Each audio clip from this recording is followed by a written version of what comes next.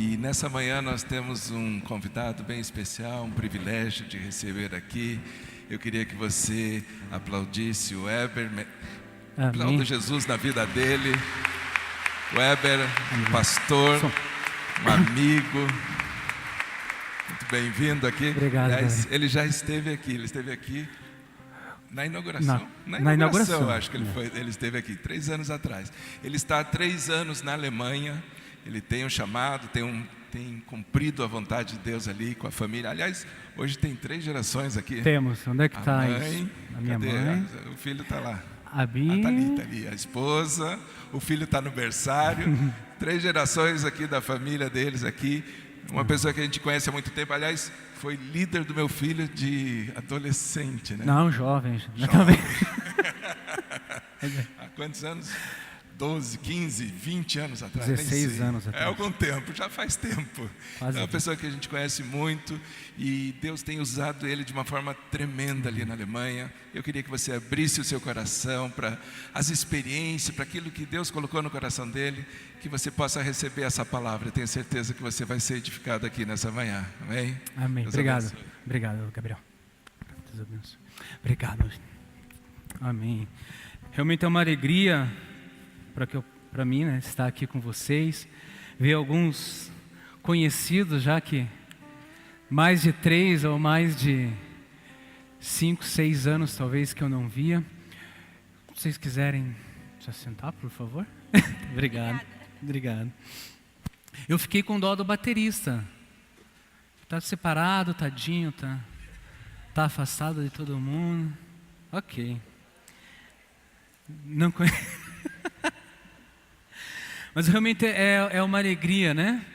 E depois de tanto tempo fora, assim, nós descobrimos que algumas carências que nós temos. Eu descobri que eu sou carente de sorriso, de simpatias, de um bom dia, né? De uma comunhão. 3 anos morando numa terra abençoada, num povo abençoado, mas numa terra fria, né? Em ambos os sentidos. Né, nós temos 7 meses com muito frio, e então esses 2, nós estamos, acho que 1 dia ou 2 dias que nós estamos aqui no Brasil, ter esse sol, Deus, muito obrigado, né, você ter a luz do dia, você ter esse calor. Então você, por gentileza, ajude se eu esquecer algumas palavras, me perdoem, tá? Eu falo para minha esposa que eu estou ficando analfabeto, porque eu não aprendi alemão e estou esquecendo o português. Então, muitas coisas a gente não sabe mais como se pronunciar. Mas ajude a eu suprir a minha carência. Então, durante a mensagem você pode falar, isso é mesmo, glória a Deus, aleluia, não concordo, né? Salvo as devidas proporções. Mas amém. Como o Gabriel falou, meu nome é Heber. Eu sou casado com a Bianca, aquela linda jovem lá atrás. A Bianca eu sempre falo isso, que ela é fruto de muita oração. Eu orei muito a Deus por uma esposa linda, uma mulher sábia, e Deus me concedeu. Como ela não orou muito, ela teve que me aceitar, né? Então, os jovens solteiros, orem, invistam tempo em oração pela sua esposa, porque é para o resto da vida, né? E Deus tem o melhor para nós. Eu tenho também meu filho Adam, está no berçário, talvez no finalzinho ele já esteja aqui, vocês vão poder conhecê-los. Estou muito feliz, já falei isso. Cadê a Noemi? Samuel eu vi também, não sei onde ele está lá atrás. Diogo, meu amigo, e tantos outros que a Audrey fazia, acho que 10 anos que eu não a via. Onde é que ela está? Não sei, está por aí. E quando Deus nos chamou, e nós decidimos ministerialmente, em oração com nossos pastores, qual nação nós estaríamos trabalhando, Deus colocou no nosso coração o desejo de estar indo para a Alemanha, e foi todo um processo, né? E até que esse processo acontecesse, muitas vezes nós falamos e parece romântico falar assim, né, vocês são missionários, vocês são pastores na Alemanha, estão na Europa, é um país que não tem problema, é um país que hoje ajuda muitos outros países no mundo. É lindo, né? É um país onde tem tecnologia, é um país onde você tem suporte em todas as áreas que você precisa, não tem muitos problemas em segurança, né? Claro que existem os seus problemas também. Tudo isso é a parte romântica. Agora, o que ninguém conta para a gente, né? O que ninguém nos fala, e graças a Deus porque não nos falam, senão talvez nós não iríamos, é os desafios e os gigantes que nós teríamos quando nós tomamos essa posição em Deus. Quando em 2016, que nós começamos a trabalhar no coração a ideia de ir para a Alemanha, um pouco antes de irmos, eu fui fazer uma checagem que fala, né? Um check-up geral, para ir em segurança, ir tranquilo. Nós não sabíamos ainda como seria essa situação, né? Chegando na Alemanha, até procurar um médico, enfim. Vamos fazer no Brasil, que nós conhecemos, e aí a gente vai tranquilo. E até aí tudo bem. Quando eu peguei o resultado de um desses check-ups, apareceram 2 nódulos na minha garganta. Aí eu falei, meu Deus, e agora? A médica tranquila, não se preocupe, isso é normal. Não, normal não é, senão a gente nascia com ele, né? Mas vai ser tudo bem, vocês não precisam ficar preocupados. E fizemos mais um exame. E aí nós fomos conversar a última vez com a médica. E ela disse, olha, Heber, você, um nódulo, não tem problema nenhum, ele é benigno, nós fizemos a biópsia e está tudo certo. O outro não é tão legal assim, né? Então, mas você não se preocupe, né? Vamos fazer mais uma vez, vamos continuar a examinar e vamos ver o que acontece. Mas no nosso coração, nós já ficamos um pouco apreensivos. Falando assim, Deus, o porquê disso? Né? O porquê que essas coisas estão acontecendo? Por que nós estamos começando a enfrentar isso? Ou por que isso não foi descoberto lá atrás? Por que foi descoberto agora, na véspera, 1 mês e meio, 2 meses antes de nós irmos em definitivo para a Alemanha? O que o Senhor quer falar conosco? Né? Fé nós temos, se o Senhor quiser curar, o Senhor cura, mas o porquê ainda não? O porquê que isso ainda não aconteceu? O que o Senhor deseja falar no nosso coração nesse processo? E nós começamos a buscar o Senhor em oração a esse respeito. E umas 3 semanas antes de embarque, nós sentamos com a médica e fizemos, tinha feito mais uma biópsia, mais um resultado. E a médica, olha, eu tenho uma boa notícia para você.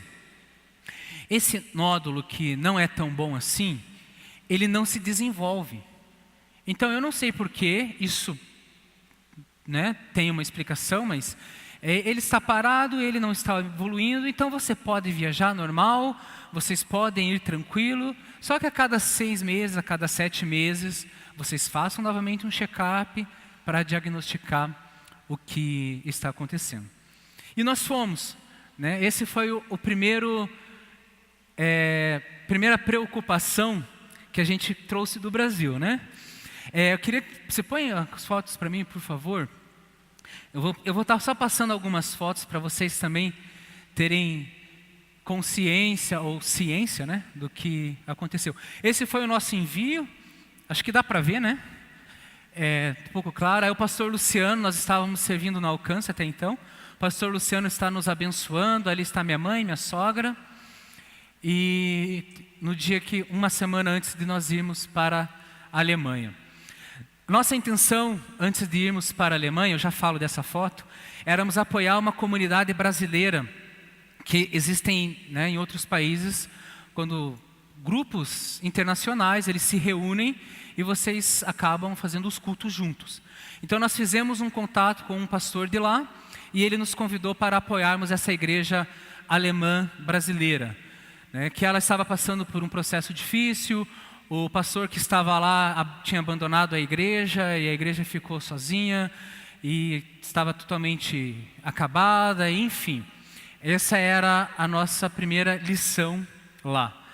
Só que antes de nós começarmos a trabalhar na questão da igreja, era necessário ter o contato com a língua, né, com o idioma, até para que o meu visto permanente fosse liberado.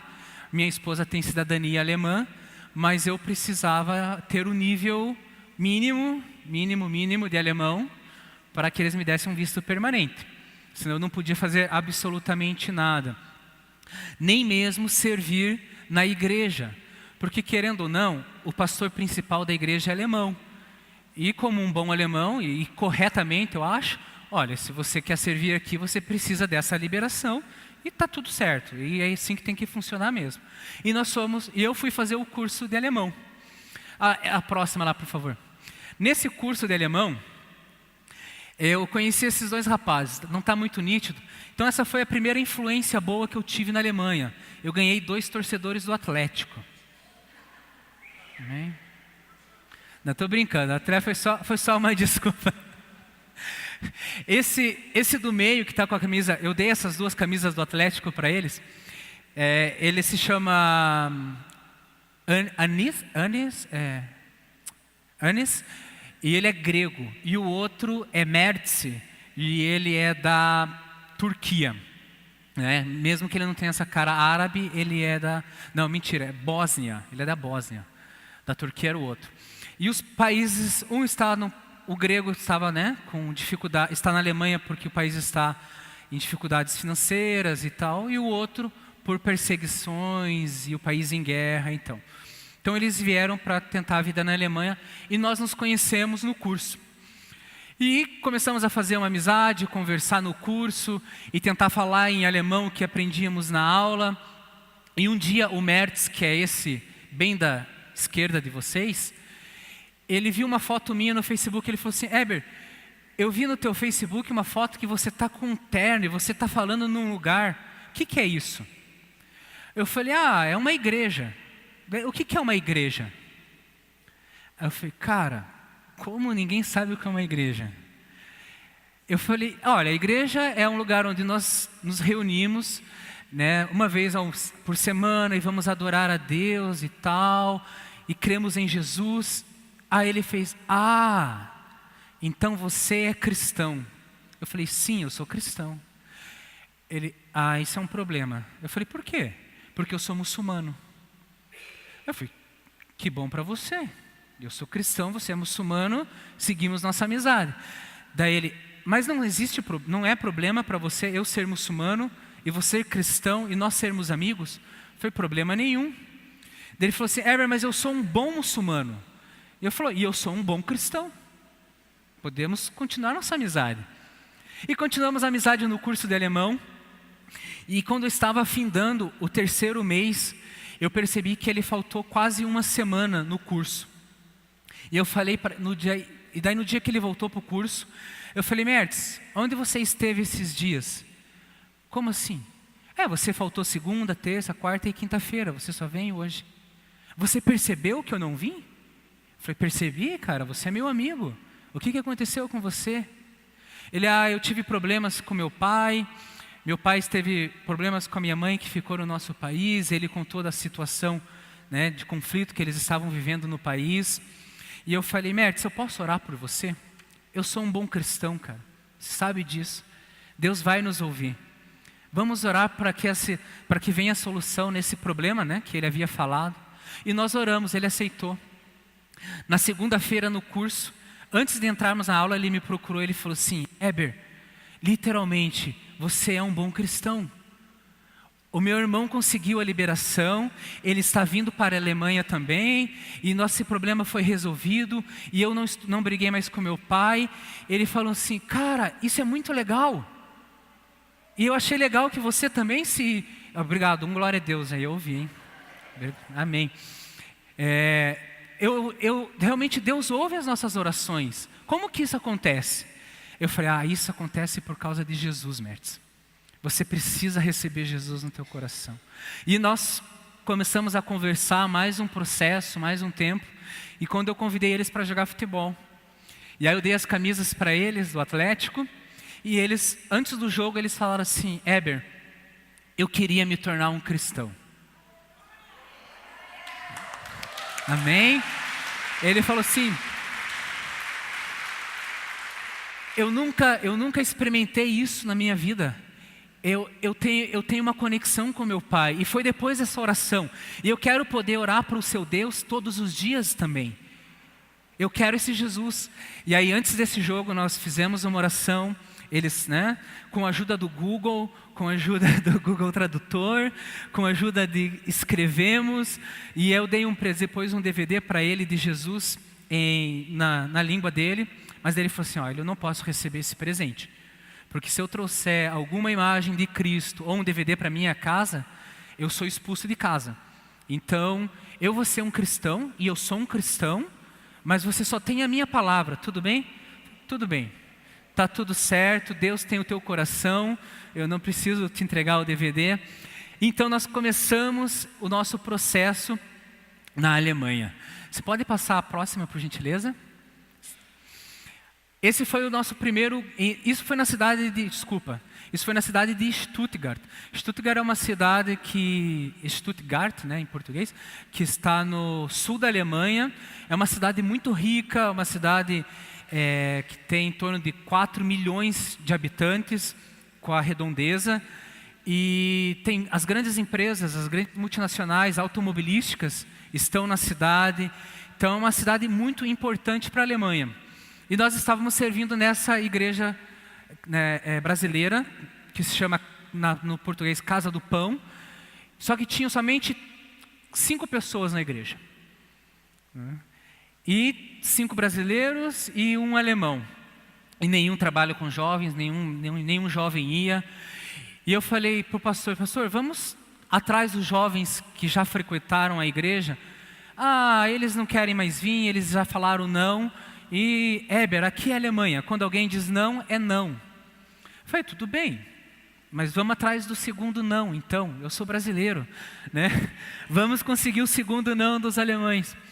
E eu comecei a conversar com o Dominique. Dominique é o menino que está com um boné atrás de mim, está escura a imagem.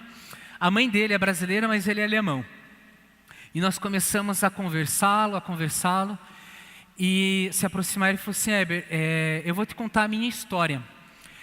Eu fui morar no Brasil 6 meses, eu estou chegando, nessa foto aí ele tinha acabado de chegar na Alemanha de novo. E ele fugiu da Alemanha porque ele estava sendo procurado pela polícia. Eu falei: o que aconteceu, cara?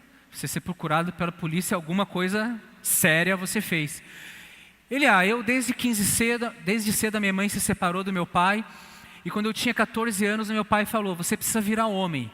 E meu pai falou que para virar homem eu tinha que cheirar cocaína. E o meu pai, dentista, super rico na cidade, me colocou nas drogas. E nas drogas eu comecei a vender drogas para a alta sociedade. E eu virei traficante, e a polícia descobriu, e eu tive que fugir do país para que esse processo passasse. E hoje eu respondi o processo. Eles me inocentaram porque eu não tenho mais envolvimento, mas essa é a minha vida, cara. Não existe solução para mim. Eu falei: como que não, E nós começamos a conversar e a fazer um discipulado com o Dominique. E aí ele convidou a prima dele, que é essa menina da esquerda, e as outras 2 vieram depois. E foi a primeira célula, primeiros jovens que nós tivemos contato. E nós começamos o trabalho de discipulado 1 a 1, e realmente não muito falando ou trazendo a Bíblia, o ensinamento sobre a vida, mas o que eu e minha esposa decidimos fazer, e por eles serem de cultura alemã, eles são muito pelo exemplo, e são muito pela prática. Eles precisam ver em você alguma coisa para daí acreditar no que você está falando. Eles não compram o peixe antes. Então nós começamos no dia a dia. Algumas vezes o Dominique não ia lá em casa. Ele falou assim: cara, eu perdi o horário, não fui. Eu falei: bom, você não vem, eu vou até você. E eu pegava o trem, viajava quase 1h30, 1h40 até a casa dele. Cara, eu vinha você. E isso para eles começou a mexer no coração. Por que vocês se importam tanto conosco? O meu pai não se importa comigo, a minha mãe não se importa comigo, a igreja não se importa. O que vocês têm que vocês se importam? O que vocês veem em nós? E aí era a oportunidade que nós tínhamos de estar ministrando e falando de Deus ao coração deles. Pode passar a próxima. E esse foi o nosso primeiro retiro de jovens. 2 ou 3 meses depois, né, os jovens começaram a voltar, eles começaram a ter interesse. Esse lugar era extremamente lindo, essa é a vantagem, né? Nós fizemos um retiro na Áustria, nos Alpes austríacos. Deus é muito bom. E nesse retiro, na primeira mensagem, eu falei, quem nunca fiz um apelo, né? Quem nunca entregou a sua vida, quem nunca declarou Jesus como Senhor e Salvador da sua vida? Todos levantaram a mão. Eu falei, amém. Vamos começar do início. Fizemos uma oração, eles confessaram, né, a oração de entrega. E logo em seguida, eu senti muito do Espírito Santo em falar, quantos gostariam de receber o Espírito Santo, ou o batismo com o Espírito Santo, ou falar em outras línguas? Todos levantaram a mão. Então venham para frente. E assim, é engraçado, porque os alemães eles fazem isso meio automático, né? Ok, faça isso. Ok, eu fiz, estou aqui. E agora? Falei, Deus, nós precisamos do Senhor agora. E nós começamos a orar por eles, para que o Espírito Santo realmente tocasse e viesse a vida deles. Se eu não me engano, desse grupo todo, 3 ou 4 foram batizados com o Espírito Santo. Uma menina, a Lara, depois ela foi morar nos Estados Unidos, ela falava, eu nunca senti isso na minha vida. E ela tremia e ela chorava, eu nunca quero perder isso, o que está acontecendo comigo? Gente, realmente é impactante e emocionante você ver jovens que estavam perdidos, desconectados com o mundo, literalmente, de ofertas para eles, se rendendo a Jesus e falando, eu quero ser influência na minha geração, eu quero levar isso que eu estou recebendo, porque isso está transformando a minha vida. Isso não é algo que eu estou aprendendo num curso, isso não é um seminário, né, que eu fiz, mas eu estou vendo a transformação na minha família. E nós começamos a ministrar e a vida desses jovens, e a igreja começou a se multiplicar. A próxima, por favor. O Dominique, aquele que era traficante, que eu falei, ele decidiu se batizar. E aí estava -3, abaixo de 0, nevando, a água congelando. Falei, se você quer se batizar, vai ser hoje então. Você topa? Eu achei que ele ia falar não, né? Ele falou sim, eu quero. E eu falei, então, você falou sim, vamos, né? E nós fomos numa represa, num lago que tinha próximo desse local que nós estávamos. Ele falou assim, então você vai ser batizado hoje, eu vou te deixar um pouquinho lá embaixo, só para ter certeza que você está realmente, né, morto para o mundo, mas não. E ele entregou a vida para Jesus, nós o batizamos nesse dia, e aí eu não sei se foi, sei lá, Deus, ou se foi bom ou se foi ruim, eu tive eu perguntei, a boa intenção, né? Alguém mais aqui teria o desejo de se batizar também? Gente, estava muito frio. Meu pé, ele estava literalmente congelado. Nesse dia minha mãe estava na Alemanha, ela lembra. Eu não sentia mais meu pé, ele inchou. E eu falei, eu vou perder meu pé daqui a pouco, né? Mas alguém quer mais se batizar? E um outro jovem que eu nem conhecia. Eu quero. Eu falei, sério? Você tem certeza disso? Eu já tinha saído da água, eu já estava me esquentando. E ele decidiu também se batizar e nós o batizamos. E hoje estão bem, graças a Deus, os dois estão servindo na igreja, né? O Dominique casou hoje, depois de 1 ano, né? Está formando sua família, tem as suas dificuldades, tem as suas lutas, mas é um jovem que nós temos contatos até hoje. Eu não moro mais nessa cidade, estamos a mais de 400 quilômetros de distância, e ele mesmo assim, volta e meia, ele pega o carro, cara, eu preciso conversar com você, eu preciso de alguns conselhos. Eu falo, Dominique, você tem teu pastor na tua igreja. Não, mas foi você que Deus colocou na minha vida, lá no início, e é você que eu quero ouvir. E eu estou te ouvindo, me ouça, escute teu pastor. Não, mas eu quero estar com você. Então ele viaja, enfim. A próxima, por favor. Essa foi uma das partes mais difíceis nossa na Alemanha. Lá em cima está escrito Time Focus M. Antes de nós irmos para essa região na Alemanha, nós estávamos em Stuttgart, nessa comunidade brasileira, e Deus começou a colocar muito forte no nosso coração de sermos uma igreja relevante, uma igreja realmente que influenciasse e tivesse influência na vida e na cultura dos alemães. Mas nós nunca poderíamos alcançar isso ou ter isso falando português ou estando com os brasileiros. E nós começamos a buscar outras maneiras de ter uma influência na cultura alemã e uma imersão só na cultura alemã. Então eu conversei com um pastor amigo meu, falei, olha pastor, Deus tem colocado isso no meu coração. Ele falou assim, cara, Eber é de Deus. Falou assim, cara, né, ele literalmente usou essa expressão, chuta os brasileiros, né, por um tempo, se mergulha com os alemães e depois você consegue os dois. Porque você acaba entrando no vício de falar o português e o alemão é muito difícil. E você começa a usar muletas, né, no sentido da língua, de apoio, de ajuda, e você acaba ficando num gueto, né, literalmente, no sentido de 10, 15 pessoas, e as pessoas que você consegue influenciar e impactar são os brasileiros ou as esposas brasileiras de alemães, né, que não falam alemão e que querem fazer um clube. E nós não saímos do Brasil para a Alemanha para fundar clube.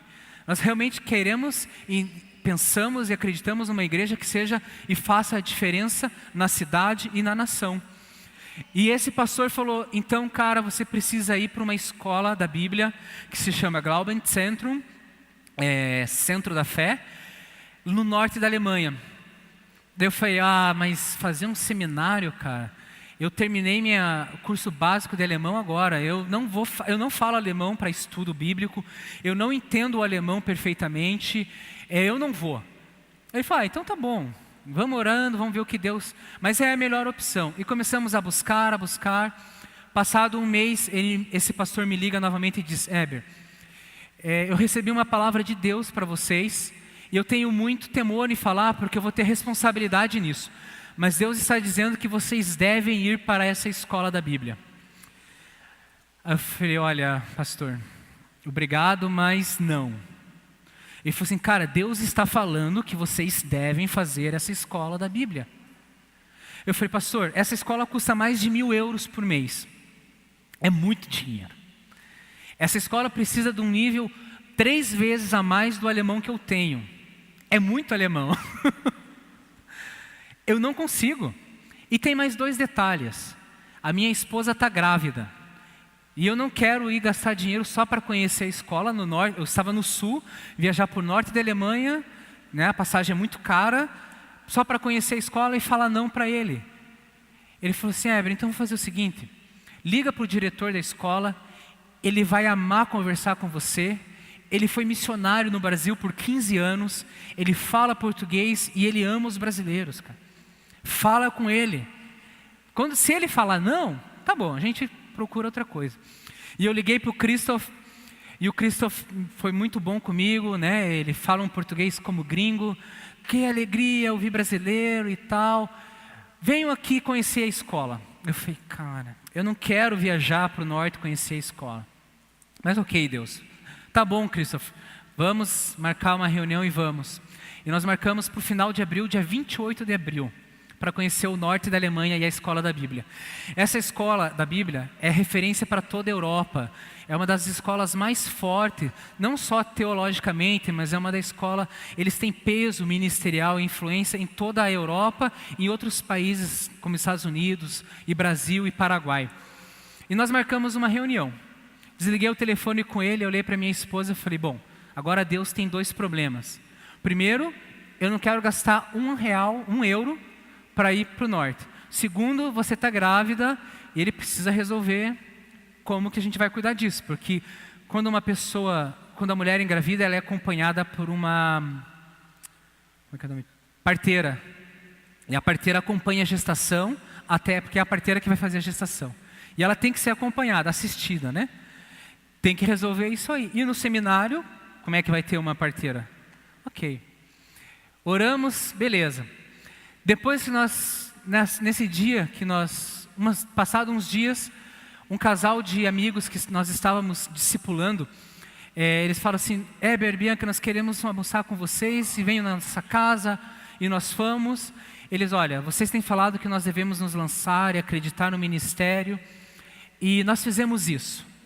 Ah, que bênção, glória a Deus, o que vocês vão fazer? Nós nos inscrevemos numa escola da Bíblia. Eu falei, é? Que escola?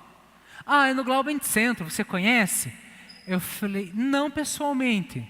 Mas e o que vocês vão fazer lá? Ah, nós vamos cursar o primeiro ano da escola, porque a gente quer trabalhar com órfãos em outros países e tal. Eu falei, glória a Deus, que bênção. Eu falei, e nós vamos para lá no dia 28 de abril, conhecer a escola. Parece Deus nesse negócio, né? E eu falei, ok, Alessandro, nós temos uma reunião nessa mesma escola no mesmo dia. Aí ele olhou para mim e falou assim, Heber, então faz o seguinte, eu vou de carro, você vai comigo e você não gasta €1 para ir. Aí eu falei, é Deus, né?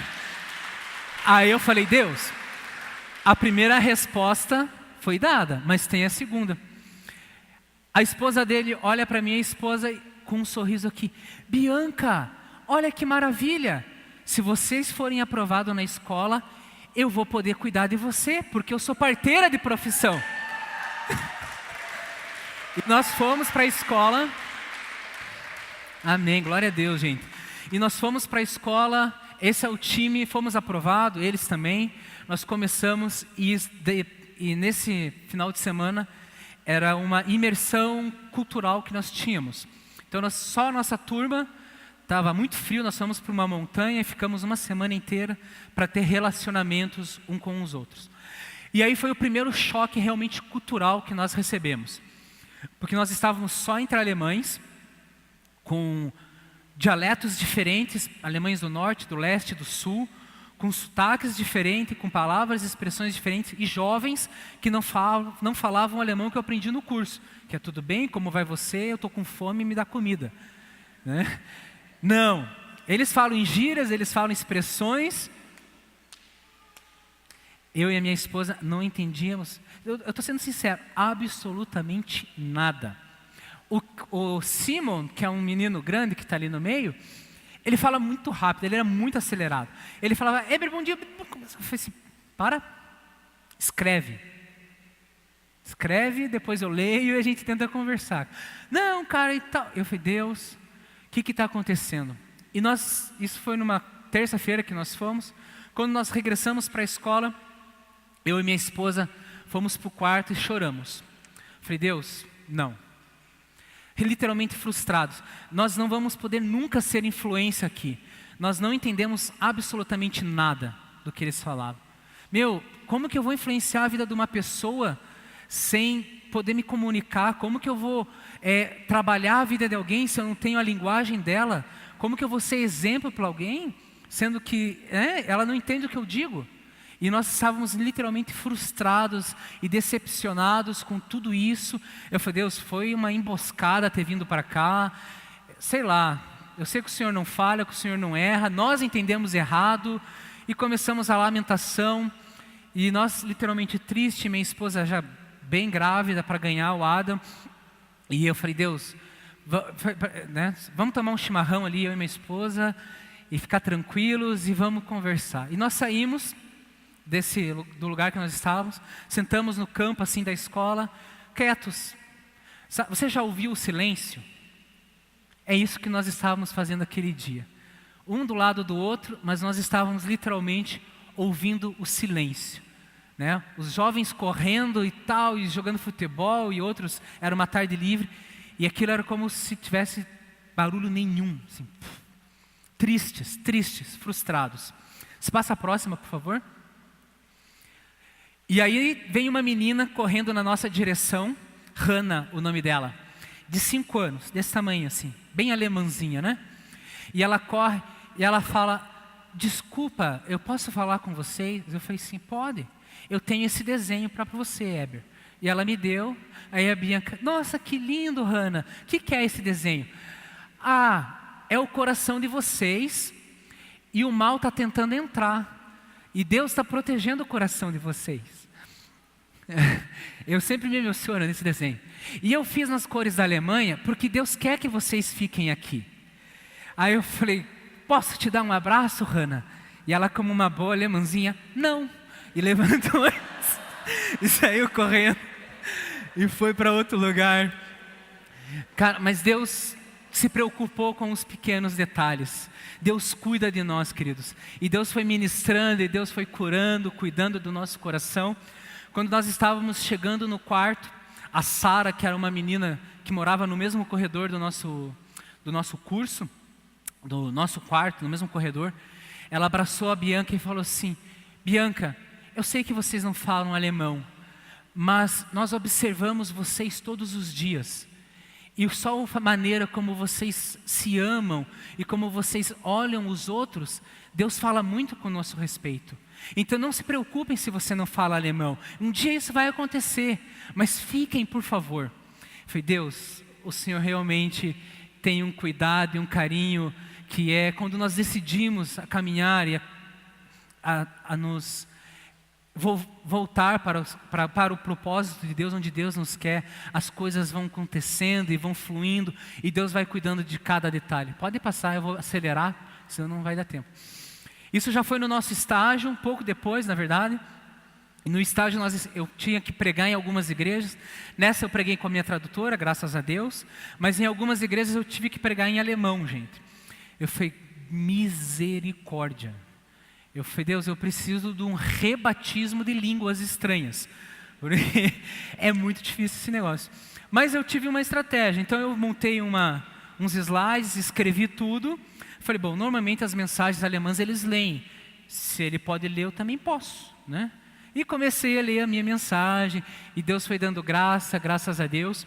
E numa das igrejas nós visitamos 8 cidades na Alemanha, em 3 meses, pregando uma questão de evangelismo e falando sobre o discipulado e também trabalhar com a estrutura de igrejas.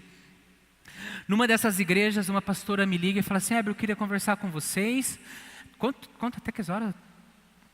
Ok. É que senão eu quero falar mais uma conclusão. E numa dessas cidades, eu estava conversando com uma menina e ela falou assim: olha, com a pastora, e nós nunca tivemos um evangelismo. Como que se faz um evangelismo? Na hora minha esposa olhou assim e ela sentiu de Deus de fazer uma pergunta. Ela perguntou para essa pastora: o que a senhora pensa sobre o Espírito Santo? A pastora olhou assim: tanto faz, eu não acredito no Espírito Santo. Foi isso que a gente fez.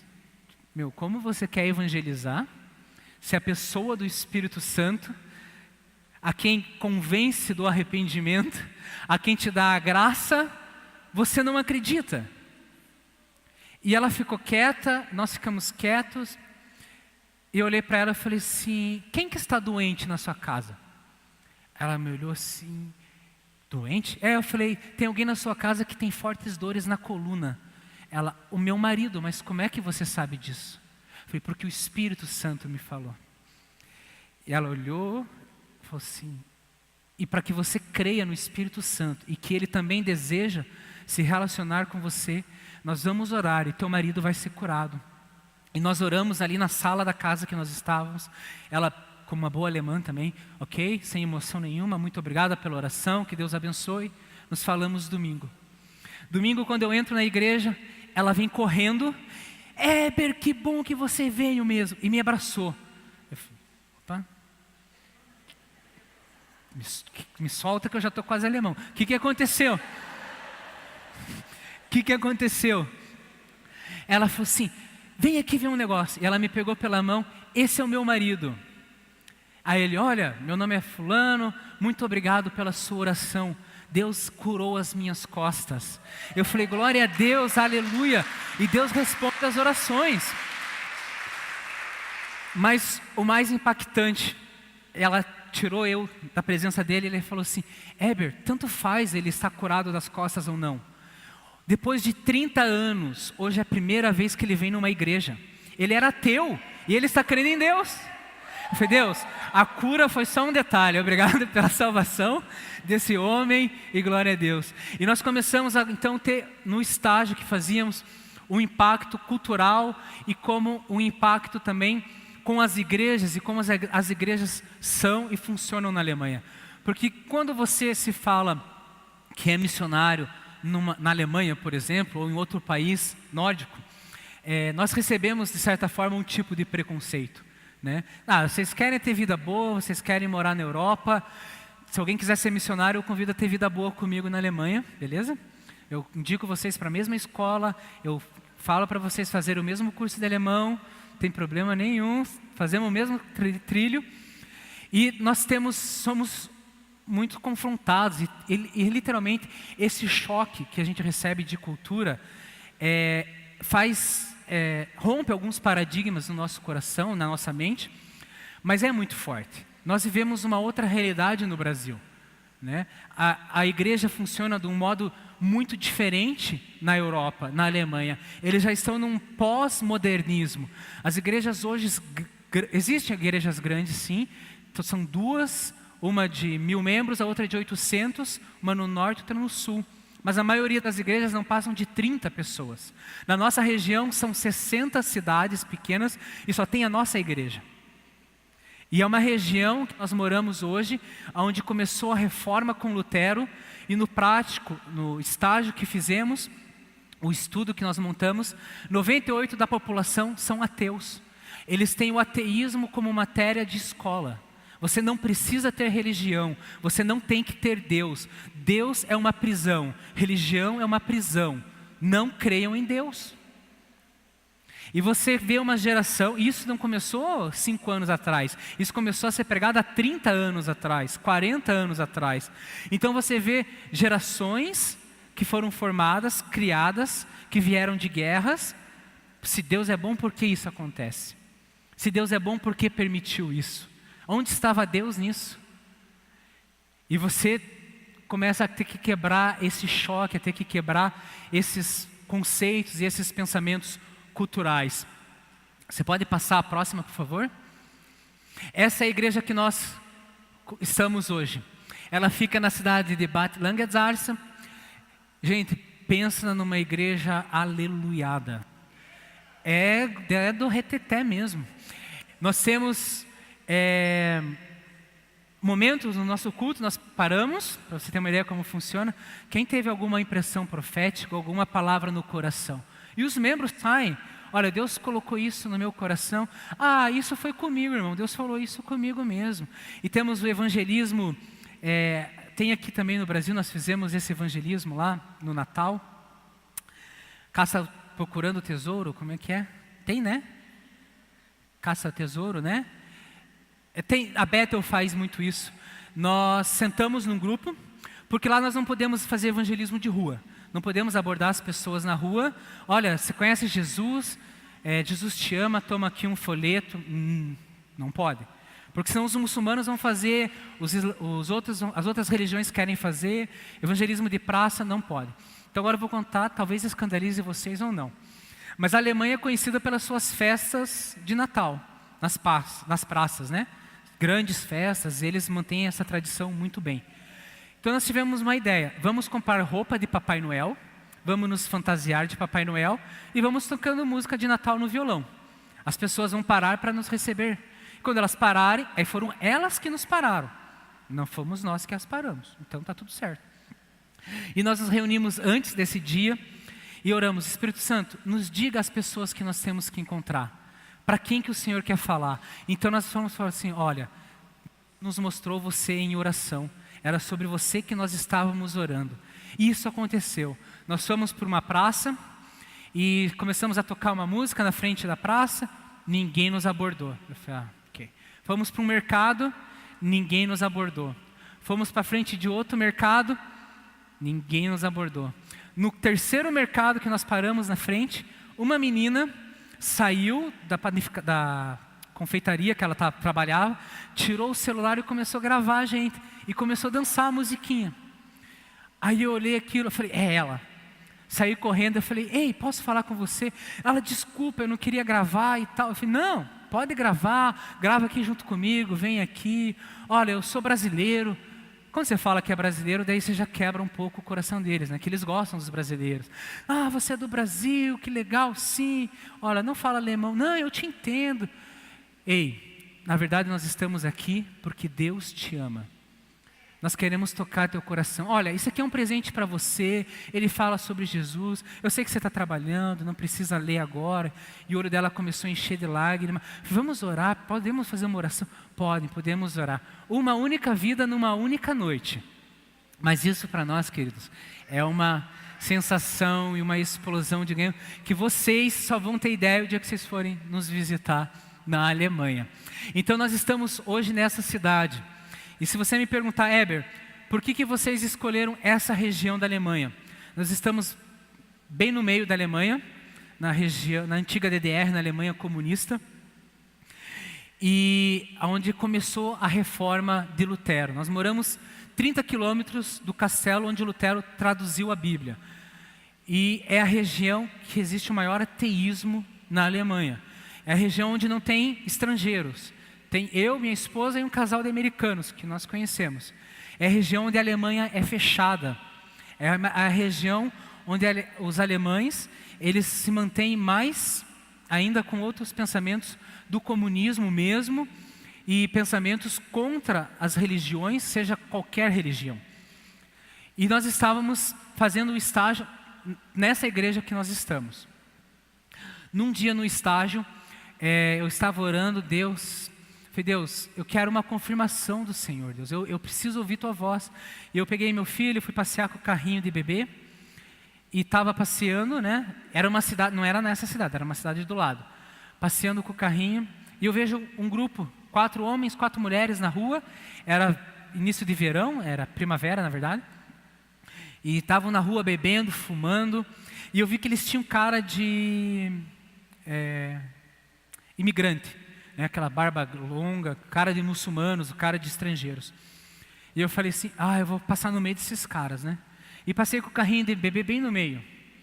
Quando eu estou passando por eles, uma das mulheres, com o corpo fechado em tatuagem, o cabelo roxo, punk assim, piercing, tudo que é lado, ela olha para o meu filho, que bonitinho. Eu falei, oi, tudo bem? Sim, ele é bonitinho, de onde vocês são e tal? Não, nós somos alemães.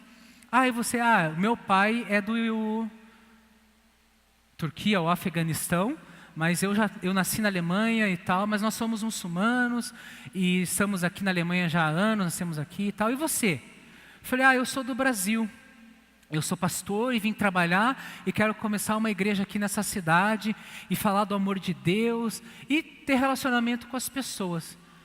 Ele, sério? Espere aqui um minuto. Ele entrou na casa dele. E eu falei, o que esse cara vai buscar, né? E daí ele sai e ele volta com um presente embrulhado, assim, uma coisa. Olha, isso aqui é para você. Aí eu abro, é uma bandeira do Brasil.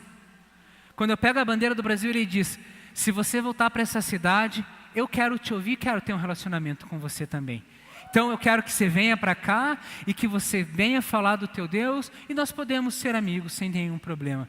Então Deus começou a manifestação do poder dele hoje nessa igreja, e nós já temos visto, né, a influência e a transformação e o crescimento na vida da igreja. Hoje já estamos em torno de mais ou menos 40 a 50 pessoas. Já posso dizer que eu sou uma mega igreja na Alemanha.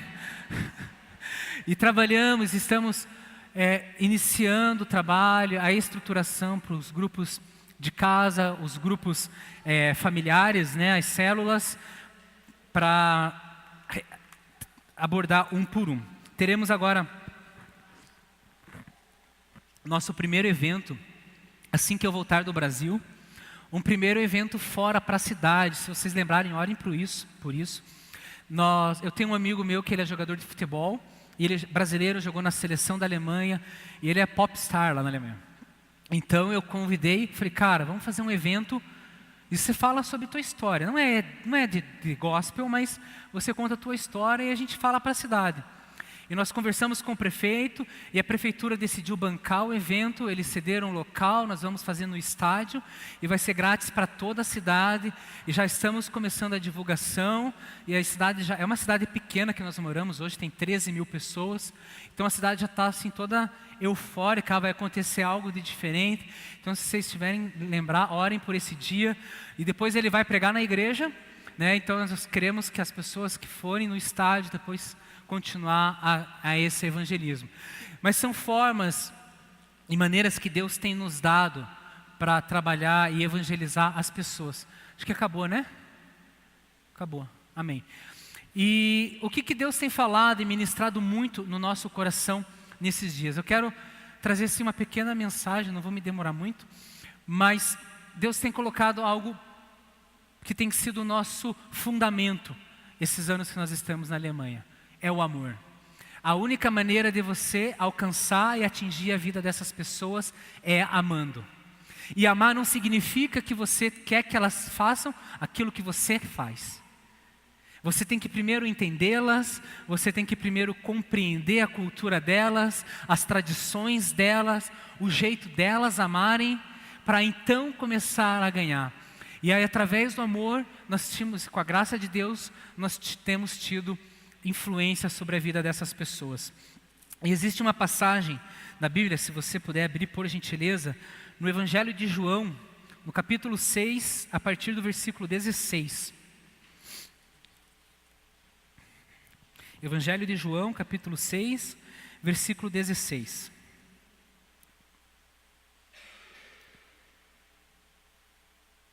Essa história que vocês, a maioria já sabe, Jesus vem, ele anda sobre as águas, e ele encontra com os discípulos, eles têm uma tempestade, você chega do outro lado.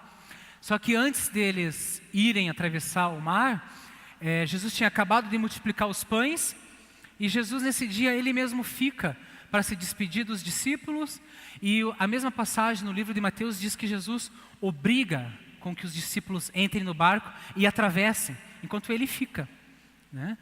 E o versículo 22 do texto de João nos dá a entender, a interpretar, porque diz que Jesus chegou sozinho e um barco ficou, que os discípulos foram e deixaram um barco para Jesus. Ok, Jesus, quando terminar de fazer o que tem que fazer, ele pega esse barco, ele vem remando atrás da gente, sozinho, sem nenhum problema, e nos encontra.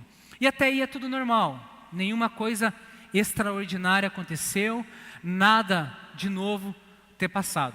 Isso é o que diz, esse é o contexto, mas vamos ver o que diz a história.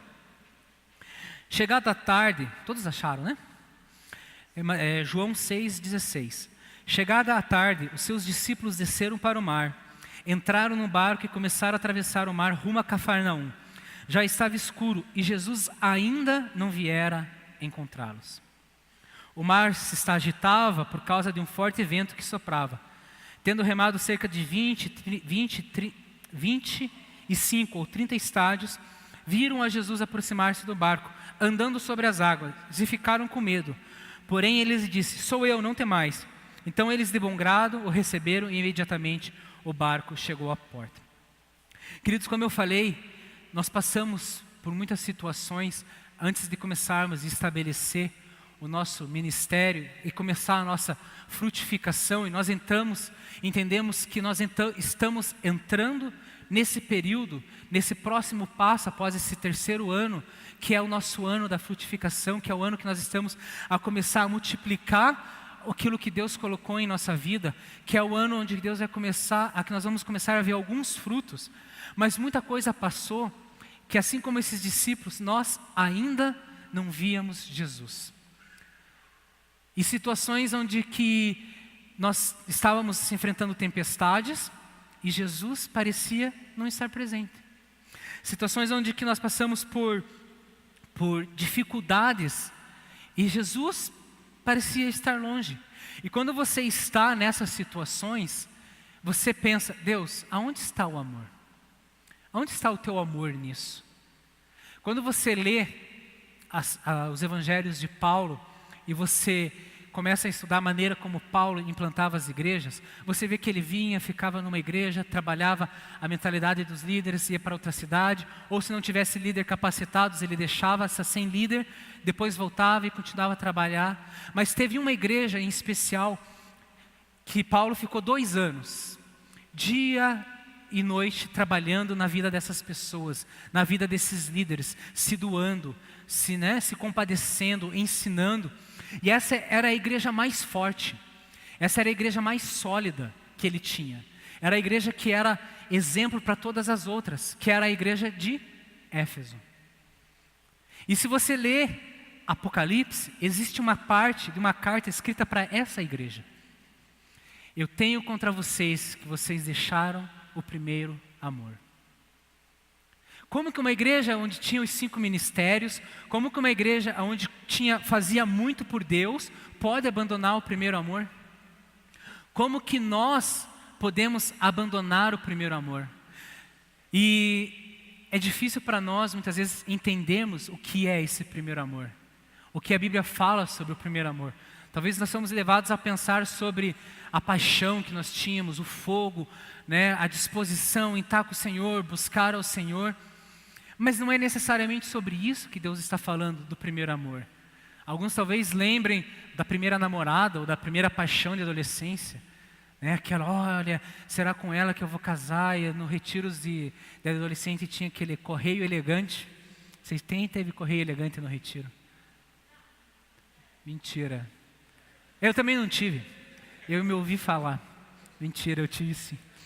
E a gente via aquela adolescentezinha bonitinha, meu Deus, eu vou casar com ela. Mas não é sobre isso o primeiro amor. Mas João, eu já vou voltar para esse texto, tá? De João 6. João diz que nós devemos amar ao próximo assim como eu vos amei. Queridos, o segredo está em entender a maneira como Deus nos ama. E entender como Deus nos ama é difícil, porque nós somos levados a transferir para Deus o modelo de amor que nós temos. Deus é Pai, e nós entendemos a paternidade de Deus. Mas a paternidade de Deus não é uma paternidade imediatista, muitas vezes como nós somos ou como nós tivemos.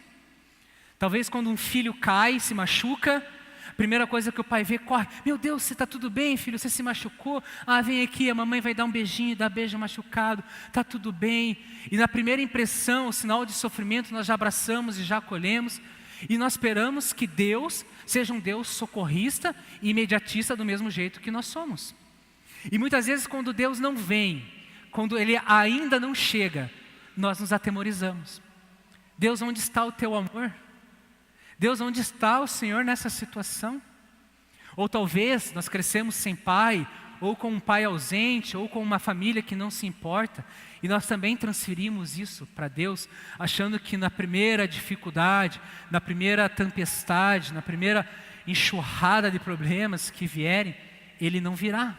Ou talvez Ele venha ou chegue atrasado, e nós não entendemos como funciona esse ainda de Deus. Por que Deus ainda não chegou? Por que Deus ainda não se interveio nisso? E o pior é quando nós entramos nessas situações de desesperos, e o culpado disso é o próprio Deus. Porque nessa situação desse texto de João, Jesus obrigou os discípulos a entrarem no barco. Foi Jesus que mandou, entrem no barco. E Jesus não foi. E minha mente, sempre que eu leio essa passagem, ela se conecta em outro ainda de Deus, que é mais para frente, em João capítulo 11, você pode ler depois, é Lázaro. Jesus é amigo de Lázaro, e Jesus é avisado, olha Jesus, Lázaro, teu amigo, a quem você muito ama, está doente. E Jesus curtiu a foto. Olha Jesus, Lázaro, a quem você muito estima, está piorando. Hashtag, beleza. Jesus, Lázaro morreu. E qual que é a resposta de Jesus? Lázaro morreu e eu muito me alegro de lá não ter estado. Que? Um amigo meu morre e a resposta do meu melhor amigo é: eu muito me alegro de não ter estado lá. Eu muito me alegro para que a vossa fé fosse provada. Porque para nós, querido, o nosso ainda é limitado pela maneira e pelo controle que nós temos. Mas o ainda de Deus, o ainda de Jesus, ele não transcende ao nosso, ele transcende ao nosso controle. E entender que um Deus que ama, nós podemos saber e podemos confiar nesse amor. E eu quero entender que um Deus que ama, e por amar e ter o controle não se desespera, e não se deixa ser influenciado pelo nosso sentimentalismo e pela nossa manifestação eufórica, histérica e sei lá mais o que, de desespero para que Deus se manifeste, Ele não permite isso, porque para Ele o ainda não é limitador, porque para Ele, ainda que esteja morto, ressuscitará, porque na nossa visão ainda morreu, mas para Deus a morte não é assunto, porque Deus não fez com Lázaro uma guerra, quem é mais forte, como Deus provando, olha, eu vou provar para vocês que eu sou mais forte do que a morte, ressuscitando a Lázaro. Não, Deus não precisa desse confronto, porque para Deus a morte é só uma questão. O que Ele quer que você entenda é que aquele que nele crê, ainda que morto, ressuscitará. E a minha pergunta é, qual é o teu ainda? O que está passando na tua vida? Qual que é o teu conflito? Qual é a situação? Qual é a tua situação que você ainda não viu Deus? E esse ainda de Jesus, e eu costumo falar para minha esposa que na Alemanha Jesus é bem alemão. Ele é pontual, né? Porque os alemães são pontuais. Ele chega no momento exato, gente. O que parece aos nossos olhos atrasado, o nosso atraso, ou o que parece o atraso de Deus, é o exato momento que Ele deve intervir. É o exato momento. Então Jesus vem, e nós estamos no barco, né? Como os discípulos, enfrentando a tempestade, e está vindo. E assim como os discípulos, nós deixamos o barquinho. Jesus, eu sei que o Senhor vai vir, pega esse barco e vem. Mas Jesus vem como Deus, Ele vem andando sobre as águas. E o barquinho fala, queridos, daquilo que nós preparamos, os nossos preconceitos religiosos, das nossas escolas de formações, como Deus deveria se manifestar. Deus, eu sei o que o Senhor vai me responder, mas tem que usar o pastor Gabriel. Deus, eu já orei no grupo familiar, eu já orei, eu já fiz o curso, eu já fui batizado. Por que assim, eu já jejuei, eu já fiz a campanha das 7 portas, das 57, sei lá, semanas de alguma coisa. E Jesus ainda não fez nada. E nós tentamos dar uma ajuda para que Deus se manifeste, para que Deus responda para nós. Mas Ele ainda não vem. E quando Ele vem, Ele não vem da nossa maneira. Ele vem da maneira dEle. Ele traz o sobrenatural dEle. Ele vem da maneira que Ele acha. Ele vem da maneira que Ele quer, porque Ele é soberano. Queridos, quando nós chegamos na Alemanha, nós pegamos uma casa pela Airbnb e ficamos 15 dias. E o pastor que nos recebeu estava nos ajudando no processo de locação. E a primeira dificuldade, e isso é você conseguir alugar uma casa na Alemanha. Por vários motivos. Nós não tínhamos renda, nós não somos alemães, minha esposa tudo bem, mas eu não. Nós não temos histórico de confiança na Alemanha, né? E nenhum conhecido que fale por nós. E porque aqui no Brasil você quer alugar uma casa, ok, eu ganho tanto, ou tenho dinheiro, pago, tá, esse imóvel é teu. Na Alemanha não, eu tenho dinheiro, posso pagar, mas é o proprietário que olha para você, ok, a casa é tua, eu quero que você more na minha casa. E a fila para entrar no imóvel, chega a ter imóveis com 1.800, 2.000 pessoas na fila para uma única casa. E nós chegamos, Deus, está acabando, e começamos a procurar hotel, né? Vai caminhar o dia. Minha esposa e minha sogra já estavam desesperadas. Meu Deus, o que vai acontecer? O que vai acontecer? Falei, cara, Deus nos mandou, esse problema não é nosso, esse problema é de Deus. E eu lembro até hoje a cena, nós alugamos um carro, porque nós íamos para uma outra cidade a 60 quilômetros, porque não tinha vaga em hotel, não tinha nem casa para nós alugarmos, e nós tínhamos uma casa de um amigo a 60 quilômetros. Quando nós colocamos a última mala no carro, que eu bati o porta-mala, meu telefone toca. Ô Heber, tudo bem? Uma senhora, aqui é a irmã tal, olha, eu não sei como é que vocês estão, se eu vou ofendê-los, mas eu queria fazer um convite. Eu falei com meu marido e nós queremos que vocês fiquem na casa pelo menos pelo próximo mês. E elas moravam próximo da igreja, né? Vocês querem? Claro, irmã, vamos sim. E nós fomos para a casa dessa irmã. Na semana que nós tínhamos que sair da casa dessa irmã, um outro irmão nos liga e fala assim: Heber, é o seguinte, eu moro na Alemanha, as casas são tipo 3 andares assim, né? E o último andar da casa assim, ele ficou livre, é um apartamento que eles têm em casa. Tinha um casal de missionários americanos e eles saíram. Então vocês podem se mudar e, se vocês quiserem, não pagam nada, e 3 meses vocês podem ficar lá. E nós também, nós vamos, fizemos a 3ª mudança, fomos para esse apartamento na casa dele, e quando nós tínhamos que entregar a chave desse apartamento, que não custou nada para nós, moramos de graça, no dia da entrega, o pastor nos liga pela manhã e fala assim: Heber, liberou um apartamento no prédio da igreja. E nós nos mudamos e fomos para o prédio da igreja e podemos ficar. Então, queridos, nós temos experimentado a pontualidade e a exatidão de Deus.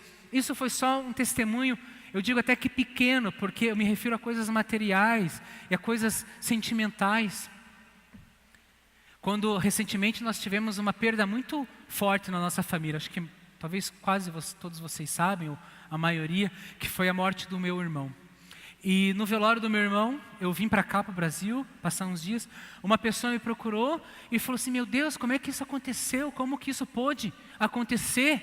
Onde é que estava Deus, Heber? Eu olhei para ele e falei: no lugar que sempre esteve, no controle de todas as coisas. Deus não perdeu o controle da sua vida, queridos. Eu queria que você se colocasse em pé, por gentileza. Eu gostaria de orar por vocês. Eu queria que vocês saíssem daqui confiando nesse Deus que ama. E porque ama não se desespera. E por não se desesperar, Ele nos leva a abandonar as nossas maneiras de querer ter o controle.